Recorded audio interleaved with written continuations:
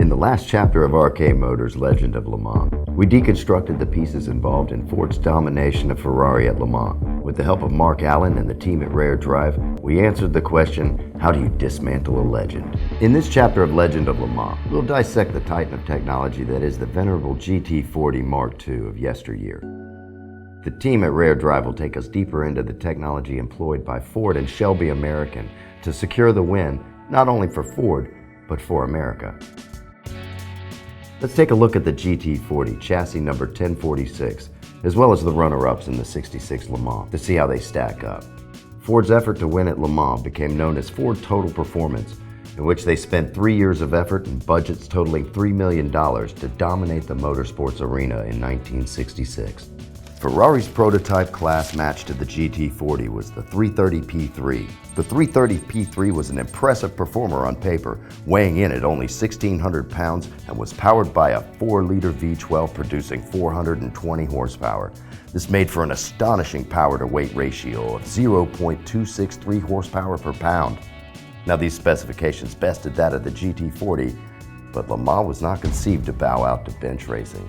The Ferrari prototypes exited the race at laps 123 and 226, neither making it past the 17th hour.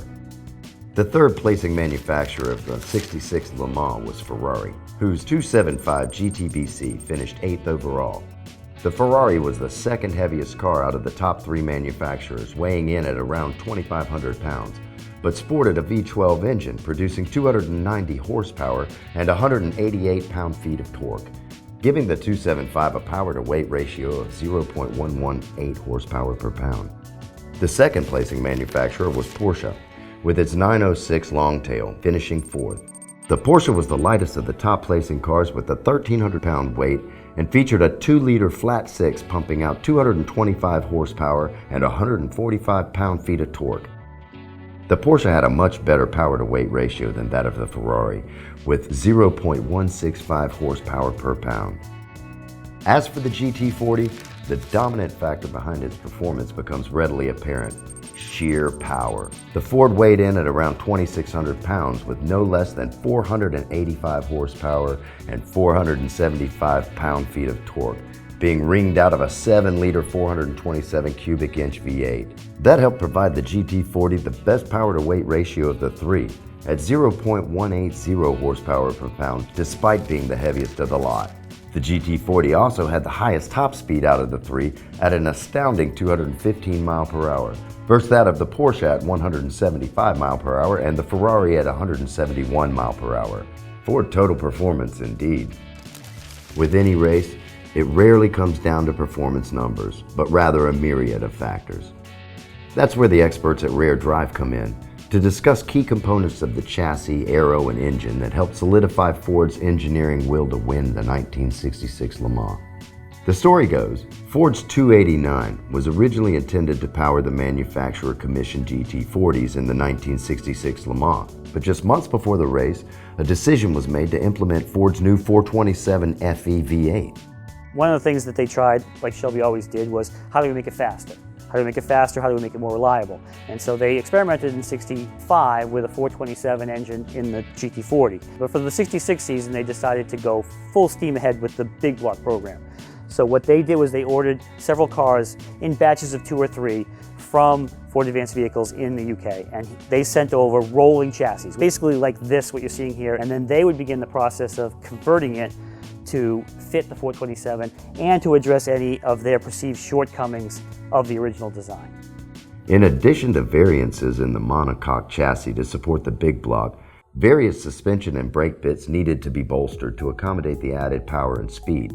One of the things that they did was the competition small block cars had a quick release brake pad mechanism so that you could change the pads during a race without having to get tools out. And so on the small block GT40s, they have a piece like this that connects between 2 bolts like that. And there's a spring inside this, and you squeeze it, and you take it off, and you take the pads out, you put the pads back, and you put that back on.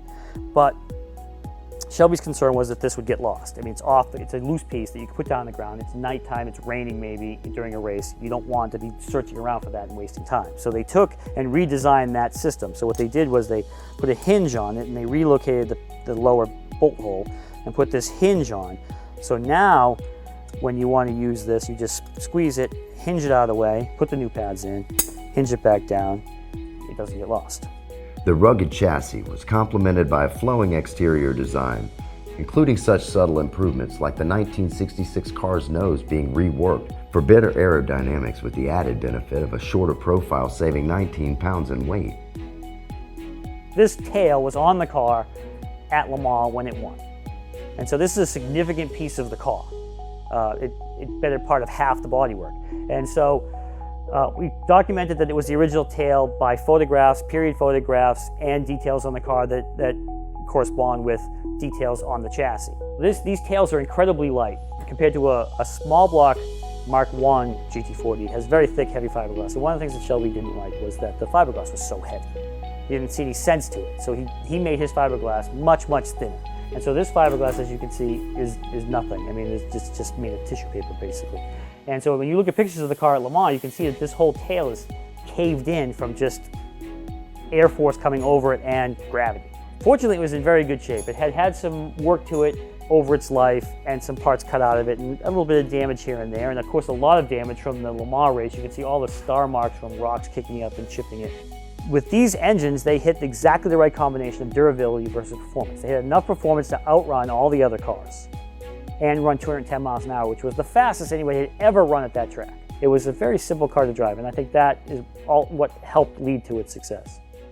An old saying begins to resonate as we unravel the performance characteristics of the 66 GT40 Mark IIs. Horsepower sells cars, torque wins races. A turn of phrase often attributed to Enzo Ferrari, and whether true or not, we find it ironically fitting in the case of the 1966 Le Mans, where raw horsepower and torque outpowered the prancing horse from Maranello. It became suddenly evident that Ford's time and money was not wasted in their mission to win at Le Mans, secured due to the thoughtful engineering of each aspect of the GT40, from its aero and chassis to the powerful 427, producing a well-balanced and properly measured machine. As we continue on with the legend of Le Mans, stay tuned for the fourth chapter in the series as we dive deeper into what it actually takes to restore a vintage race car of such renown, down to sourcing the correct bolts for a pristine and truly authentic restoration.